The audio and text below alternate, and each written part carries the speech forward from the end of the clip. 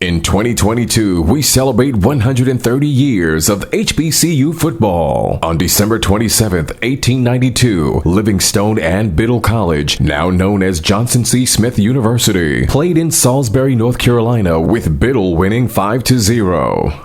Over time, HBCU football has evolved. HBCU football's popularity continues to rise. Millions attend games each year and millions more watch on television. The HBCU bands provide some of the top entertainment in the country. Over that time, some of the best players to ever play in the National Football League played at HBCUs. Every Monday through Friday on the HBCU Football Daily Podcast, national radio and television host Donald Ware takes a look at what's happening in HBCU football and talks with coaches, players, administrators, and media about the 2022 season. Make sure you join the conversation on social media by using the hashtag HBCU130. Now, here's your host, Donald Ware. It's the HBCU Football Daily Podcast for today, Thursday, August the 4th. I'm Donald Ware. We keep rocking and rolling. So it's August the 4th. The season kicks off on August the 27th with HBCU football. And I tell you what, it promises to be an exciting season. For those watching, as you can see him right there, we have Quinton Morgan. He's the head football coach of Langston. For those that are listening, Quinton Morgan, the head football coach at Langston. He's in his 8th season. He took over in the middle of 2015. He's had a very successful run, obviously won some conference championships, made some NAIA playoff runs, as well as Coach Morgan joins us here on the HBCU Football Daily Podcast. Coach Morgan, I appreciate the time. We do this each and every year. Welcome back to the HBCU Football Daily Podcast. Thank you for the invite. Absolutely, no question. Interesting enough, right? 7-3 last year. I think for a lot of programs, 7-3 would be, a solid year. Not so much for you from where you all have come from. So just kind of sum up last year's 7-3 season there in Oklahoma. We started out real hot. Ran off the first 7, was able to go beat the number 9 team in the nation in their own backyard, and then just didn't have the experience to finish the task. I had a very youthful team last year, and then once we won that game against Ottawa, we felt like it was over with, as if the last 3 opponents was not going to give us their best game. And so us just losing hindsight of, finishing the task kind of really hurt us, Yeah, I mean, how much did COVID affect you? You did have an opportunity to play in the spring of 2021, played really a handful of games. I don't know. I'm just asking because, to your point, you started out like gangbusters and didn't finish the season the way you would have wanted to. Yeah, but that's just, like I said, it's just I played with a young group. It was majority freshmen. And if you look at my roster, I have a lot of returning guys from that team, so that now that they're sophomores, I maybe had 4 seniors on the whole team. So to be totally honest with you, it was just a very useful team that hadn't tasted that type of limelight before, at any given day, Team B can beat Team A if Team A doesn't come prepared, and that's basically what happened. COVID was, I guess you can say it's not an excuse for why we didn't finish the way we're supposed to finish. I wouldn't dare say that at all, but it was different playing during COVID because we wasn't able to have I guess you would say a good preparation time. It was like we set out that whole fall, was instructed not to do anything, and then it was like, hey, we need you guys to play this spring. You got 5 games, and so by the 3rd game, we were really just now starting to get into some football shape, to be totally honest with you. Because prior to that, COVID happened, we got hit with that Arctic blast up here. I don't know if you remember when they had an Arctic blast up here that kind of like put us indoors for like almost 2 to 3 weeks with the snow and the ice. And so a lot of our conditioning had to be done inside of a gym. So, but, the season doesn't reflect from what happened with COVID. COVID was a different experience. I enjoyed playing in the spring, to be totally honest with you. I thought it was pretty cool. But other than that, though, it's about just finishing what you start. And that's what we got to do this year. What are some of the things? Are there certain adjustments you made, in the offseason? Because I've known you for quite some time. You've won every year. Obviously, you've done very well at Langston. I know that season last year didn't sit well with you. So what are some of the things, maybe some of the changes you made in the offseason? I had to go back and reflect, on some things. And during my reflection, basically, I got to keep my foot on their throat a little bit more, and I've had some problems going on in my life. I have a lot of people don't know, but I had a 1-year-old who's now 2 now. He had been battling cancer like the last 2 years. So I've been dealing with a lot personally, that's been kind of like been a distraction to me, to give my full 100 to the program. My baby boy, he was diagnosed with a Williams tumor, and it occupied 80% of his right kidney. We had to get that removed, and he had been going through chemo once a week for like the last 2 years. We just now getting the port out of his chest. I would like to say it was just around this November we got the port out of his chest. So now it's like, he's actually getting the opportunity to have a normal life, not have to deal with chemo every week and, dealing with mood swings and stuff like that from a 1-year-old. Like, he never got the opportunity to be a child because of what was going on with him. But, that was one of the biggest distractions that I had going on with me personally that no one really knew about, but my family here at Langston University and my team and my coaching staff, and they all supported me through it, to be totally honest with you. It was tough on me. It was, really tough. Sometimes I would just tear up and, because I was thinking about the pain that he would go through.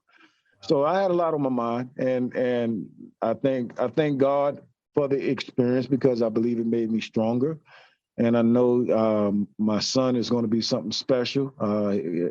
God has him in his hands, and I look forward to seeing how great he's going to be as a man because he's been through so much already. Just as a 2-year-old, man, it's ridiculous. And but beautiful child. He's energetic and he's got his wits back about him. And I can't wait for him to come and watch, Daddy's team play and not, be in pain as he's watching, And but yeah, so I had a couple of family problems going on, but other than that, it gave my reflection. It was basically to kind of like what's in God's hands is in God's hands.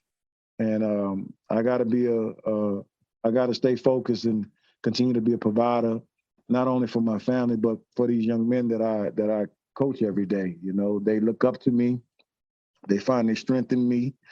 And so, it's important that I, cherish that and continue to stay humble and work hard. And so that was my reflection. I'm a hard worker, and it's a couple of things we're going to do schematically, of course, that we can change up to also help. That is going to also help within that reflection as well. Man, well, we'll continue to pray for your son. Glad that he's doing a lot better, right now. That, of course, if you're watching that, and if you're listening to this, that's the voice of Quinton Morgan, who is the head football coach at Langston, who joins us here on the HBCU Football Daily Podcast. He's in his 8th season. Spring, tell us about spring. Did it go well? Not with your expectations, and but just talk a little bit about spring and the preparation for coming into this season. Expectation wise, I'm one of those guys that's, I wanted to be crisp, great, but the kids done great, coaching staff done great. It's just that I have high expectations, and sometimes I set unrealistic goals just to reach the goals where I'm at. So it just creates a drive in me, and the kids work hard. That's all I can really ask for. They worked really hard this spring, to be totally honest, which they hit the weight room real good. One of the biggest things that I'm most proud of my team is about is their academics, though, man. when I first took over this team, the team cumulative GPA was a 2.4. And right now we're 2.99. So we're overall almost a 3.0 as a whole team. And I graduate 80% of my guys, or more. So I'm very proud of what my guys are doing. I do push my kids on my team to use the sport, and I let the sport use them. And what I mean by that is them, taking their academics serious. Though we love that NFL dream and aspirations to go to NFL, we need more, positive young men in society. And that's what I push them to be if that NFL dream is not there. So I'm very, very proud of what my guys done this offseason, not only just on the field, but academically as well. I think, for your offense, it's got to begin with Larry Harrington, the quarterback. I can't remember if it was who selected him. I think he went to Norfolk State. I remember because he's from this area.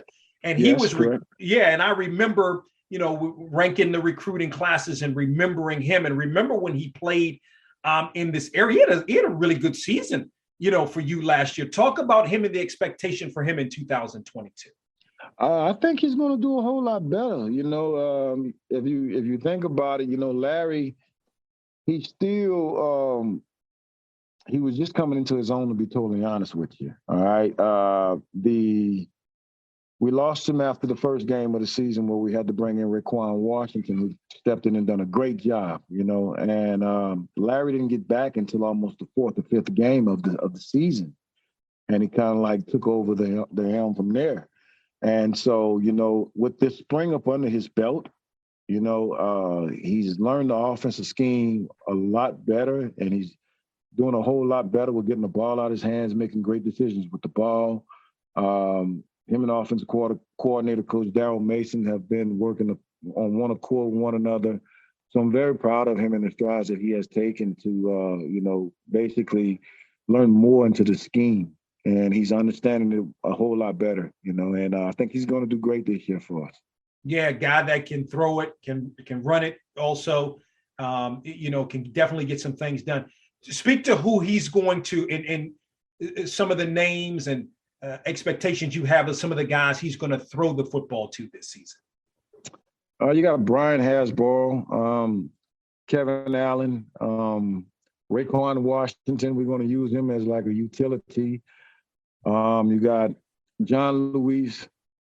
You got Ivory Wheelwright. We got a group of our receiving core is going to be really impressive. We got Quinton Tobar, transfer from Mississippi State University. We brought in another young man from Illinois, from the University of Illinois, by the name of Desmond Dan. So we got a couple of big targets and some shifty targets for him to be able to get the ball to. It's going to be really exciting to watch them get on one accord and the things that they're going to be able to do together. You've always had someone that can carry, or someone or two, really, quite frankly, over the years that can really, carry the football. Who will that person be, or those persons be? Right now, we're leaning on Taj Davison. He's one of our big backs. He's a back that we got coming in. He's weighed about 230. And he's very effective in our run game. It's going to take more than one tackle to stop him. I'm a big believer in it's hard to tackle backs that 230, 225, around that size in the fourth quarter. It's hard to hit those hard to hit those men in the fourth quarter, especially when you got a good ground attack. And we have a good young offensive line that's returning. We only lost one offensive lineman last year. We lost Lewis Chandler. And other than that, the rest of the line is returning. There was a bunch of babies out there at the offensive line. So it's going to be interesting to see what we'll be able to do. We're still going to be a balanced offense. We're going to run the ball and we're going to throw it. I preferably would love to have that run game 60% in that passing game around 40%. Of course, Quinton Morgan's the head football coach at Langston. He joins us here on the program. Defense has been another staple. You look at some of the numbers over the years. You always have guys that are all conference. As a matter of fact, a lot of over the years, a lot of your guys have gotten votes on the HBCU All-America team. Talk about who will be key for you on the defensive side of the football this year. It's going to be Devin DeRusso, my preseason All-American. He is he's my other coach out there. He's been with me since 2018, to be totally honest with you. Redshirted for me in 18. And he got his first competition to play against Southern. And in that year against Southern where we had that lightning delay. And he's excellent in the classroom, a very smart young man. He's actually will be finishing up with me with a master's degree. That's how well he's been attacking, the academics. He's only played 4 years of ball and be ended up having a master's degree by the time he get done. So the COVID year kind of helped him a lot. It gave me another veteran out there that's going to be able to help. So he's like a little young coach on the field, to be totally honest with you. I know it was a couple of years ago, but I think that 2019 season was really special because you went through the season, if memory serves me correctly, undefeated, won the conference, playoff, hosted playoffs. Yeah, 18 we went undefeated. 18, okay. 18 we went undefeated. 19, that's where the one loss from the lightning delay from Southern played to the fact. We went 9-1 during that season. And then we went to the playoffs both of those seasons. Yeah, speak to that. What do you? And I know, that was a couple of years ago, but I think it's important to mention that because, you did great. You had an appearance in the national playoffs, of course, in NAIA representing HBCUs, and which is a great season. Of course, now being a member of the Sooner Athletic Conference. It was a great experience, to be totally honest with you, especially representing HBCUs, and predominantly white league, to be totally honest with you, PWI league, it was a very great experience. We had to come with our best game. Our X's and O's has to be there on point. The kids' discipline has to be there on point. And we pushed Kansas Wesleyan to the limit at Kansas Wesleyan that second year in 19. And we just fell short at the end, man. And that team ended up making the run all the way into the semifinals. So it just shows you, how good of a team we really were. We just didn't finish out strong in that last quarter. We held the lead for pretty much the whole game, and just the last quarter, a late touchdown hurt us. And but I'm foaming at the mouth to get back into that, into that setting again. My first year into it was in 18. I got my head kicked in, so it was like, okay, I'm going to go back and I'm going to be prepared and be ready to go. And in 19, we actually, pushed our ops to the limit. So if God blesses me to get another opportunity, I think this will be I'll have a good run at it. What's the ball like in the Sooner Athletic Conference? As you mentioned, you and actually Texas College, another HBCU, made the move with you going back, as you mentioned, now to SAC. But what's the football like in the Sooner Athletic Conference? Very, very competitive. We got two great teams from out of Arizona, with Arizona Christian and Ottawa. Texas Wesleyan, it's now we have Louisiana College. We have a lot of private schools who have great funding inside of our conference. So it's exciting ball play each game, to be totally honest with you. And every game we're going to get everyone's best game. So we're like that. Yeah, I would say like everyone's championship game, and from the low man on the totem pole up to the top guys. Everyone have their bragging credibility if they beat us. So it's just having that bullseye on your back.